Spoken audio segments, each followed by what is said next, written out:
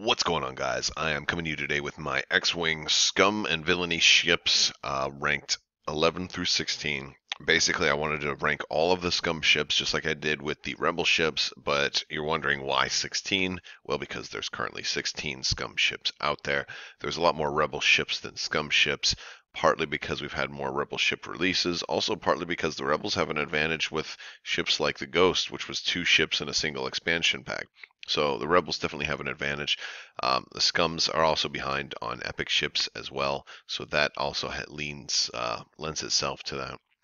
Um, Basically, I'm ranking all of these ships the same way I did the Rebel ships, and the same way I will do the Imperial ships, and that it's my own personal preference. I'm not saying that maybe the best ship is the best. I'm not saying that the worst ship is the worst.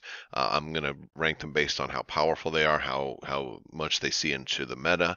I'm also going to use things like how much fun I think they are to play.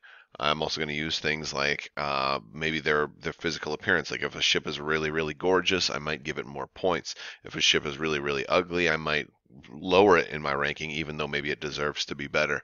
So that's kind of where we fit all of these. So I'm going to start off with number 16. I'm going to work my way up to 11, and then in the next video that I put out will be the top 10. All right, so let's get started at number 16. At number 16, we have the Sea Rock. Now, the Sea Rock is the lowest ranking, not because of me really disliking it, but for the most part because I can never, I never get to use it. And that counts a lot for me. X-Wing is a game that's really primarily focused on the 100-point tournament style games, and as a result, people don't play Epic nearly as much. And it's rare for me to be able to get an Epic game in, and I would like to be able to do that more, but I just simply can't. And so the one time in the last 6 months or so, I was able to get an Epic game in. People didn't have too much Scum, and this had just come out. Nobody had it yet, and we were doing a team game, and lots of Epic ships, and we ended up I ended up playing Imperial. So unfortunately, this is just a ship that I'm very rarely going to be able to use. I would like to. I would like to run a Scum fleet with this, but I haven't been able to use it yet. Epic doesn't hardly see any play. Nothing personal, Sea Rock. I'm glad you're out, and I can't wait for the next Scum Epic ship, so this way we can be on equal footing. But that's the other thing too, is that since Scum doesn't have a really tremendously powerful Epic ship, people are more likely just to pick small ships if they do play Epic. So there we go. That's number 16. Number 15, the G1A, your Mist Hunter. This was just a really unfortunate ship that I don't think ever really caught on. As a matter of fact, um, I am probably the only person I've ever seen fly one of these things. I tried when it first came out. I tried to field him multiple times, and I never had any success. Um, in a lot of ways, it was meant to be the Scum's version of the B-Wing, but it came out at a time where the B-Wing was just not really useful anymore. And only because it was eclipsed by a more powerful meta that could just completely shred a ship like this. And it's kind of sad.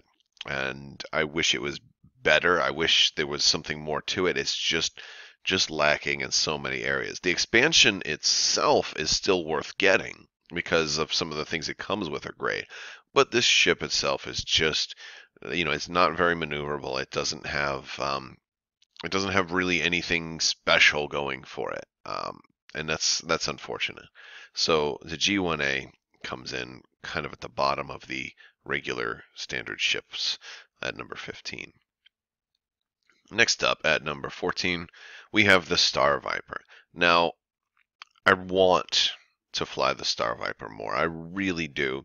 And this is also with the caveat that our Scum Aces, our Guns for Hire expansion, is not yet out. Once that comes out, the Star Viper is going to rise dramatically. But as of today, the Guns for Hire are still on the boat, so we don't have that yet. But this was one that was also kind of never really caught on. There were some uses for it, and I think where it could work and where it's going to excel in the future is in maneuverability. but it's also been kind of really hurting the fact that its highest pilot skill is pilot skill 7. So you have to use your your EPT for veteran instincts if you want to stay competitive in the pilot skill aspect. So there is that. And the other thing too is that the title really gives it some things that it needed, but you can only put the title on one, so it became kind of like a ship that you could only really fly one of, and many people said it was pretty overcosted for as good as it was. So this was a ship that had some potential and was just slightly lacking, and I think is going to be fixed and hopefully will be much more useful very soon, because I want to like this ship. I definitely do. It's definitely a unique looking ship too, so that much is very cool. But yes, that's number 14, the Star Viper. Number 13, I'm gonna catch some fire from this one, I know, but yeah, it's the fire spray, the Scum fire spray. The Scum fire spray is possibly gonna start seeing some more play, um, I would probably be all right with that. But the Scum fire spray is just, I don't know, the fire spray itself doesn't see much play. It's iconic, and I do like that about it. It's definitely iconic. I wish it saw more play right now, but for a large base ship with 10 hull, that like there are small base ships that have the same amount. It is kind of, it's a little on the expensive side.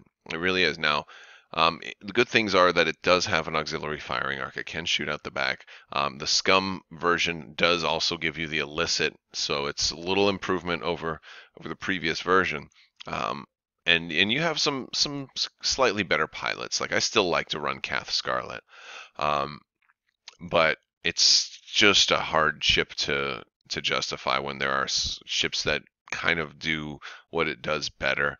There's ships that are better at attacking for cheaper. There's, it's just, I think it's really the cost that makes this one kind of hard to fit, at least in a competitive scene.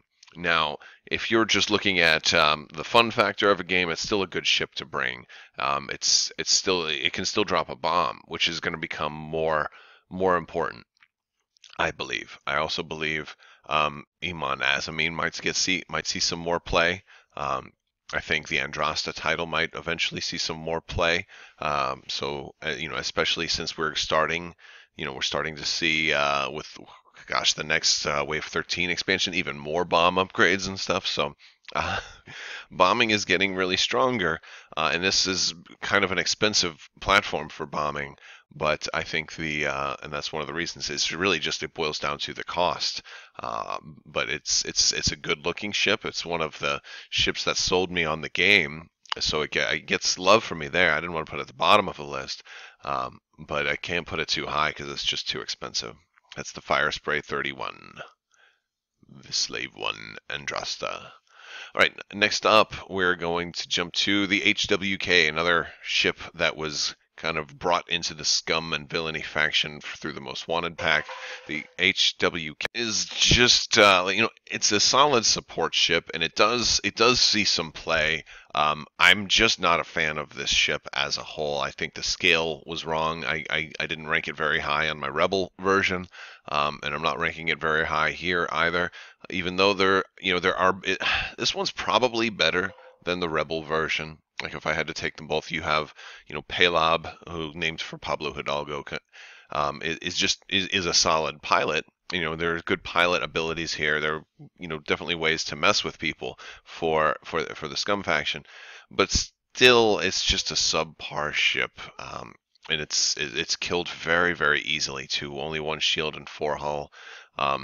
Just it's really hard to justify this ship. It's all right as a TLT platform, but it can just die really, really quick, and I just don't like it. I like, maybe if it was really cheap, I could do it, but it's just, that's I think what it boils down to is it's not even that cheap.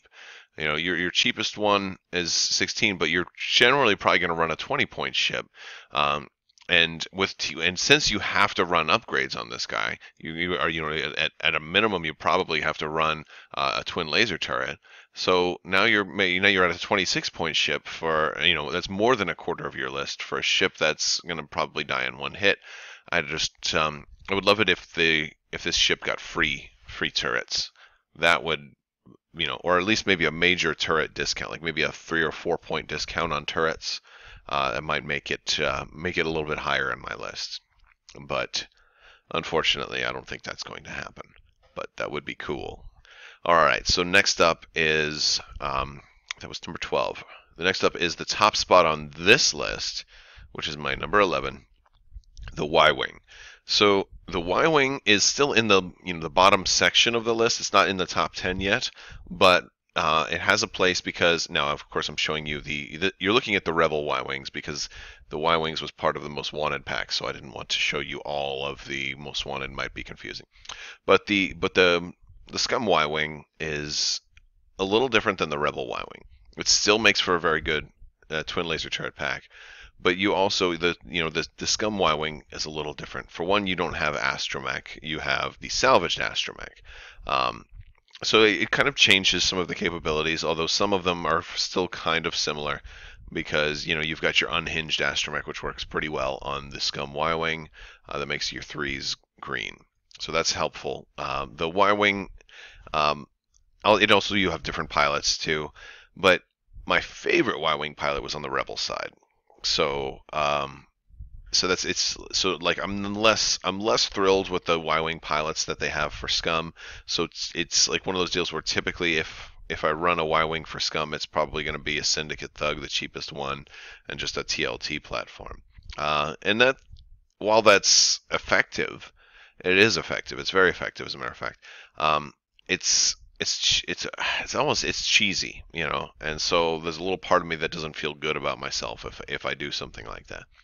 So it's effective. It's a solid ship. I feel a little cheesy running it, and I don't feel like there's quite so many options. Now, the YWing can be configured as a bomb platform also, so you have options there, but none of the YWing specific stuff really synergizes specifically with that. Like, there's no pilots like for the YWings that are going to give them any bomb upgrades or anything, and you can't put crew on them. So they're not an ideal bomb platform, although you do have the option. They're generally a one-trick pony. If you're going to run them, you're going to run them typically as a twin laser turret platform, maybe in some cases as some other type of turret. And some people run BTL, so you can shoot them forward arcing. But I think I just like the Rebel version better if I'm going to go BTL. But it's not bad. It's still a solid ship.